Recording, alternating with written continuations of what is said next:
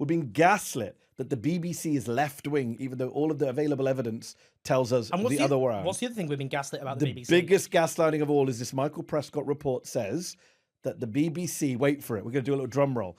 The BBC, folks, pro-Palestinian. And anti-Israel.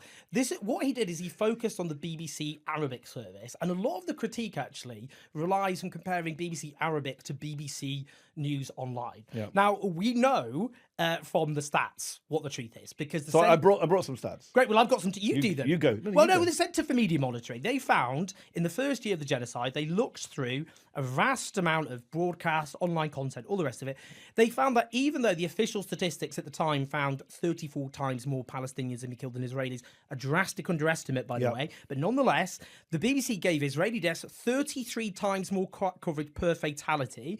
They used emotive terms 4 times more for Israeli victims. They applied massacre 18 times more to Israeli casualties. They used murder 220 times for Israelis and once for Palestinians. They interviewed 1,085 Palestinians compared to 2,350 Israelis.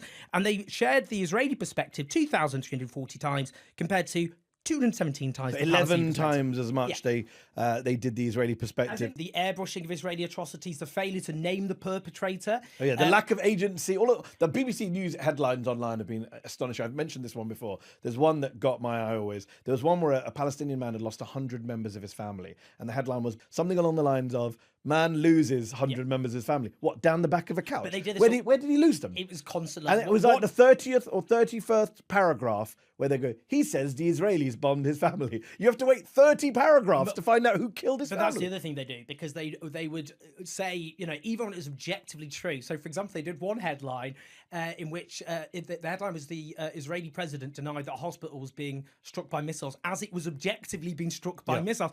But the other thing that by the way, they never do that for Ukraine. One point is the BBC, you might be watching and thinking, look, lay off the BBC. They've got to be impartial. They've got to do this, but they don't do it for Ukraine. For Ukraine, they'll say Russia bombed hospital. But it gets worse, because what they also do, this is the problem, it's endless, is they will frame stories about atrocities when they actually write about them, or attacks.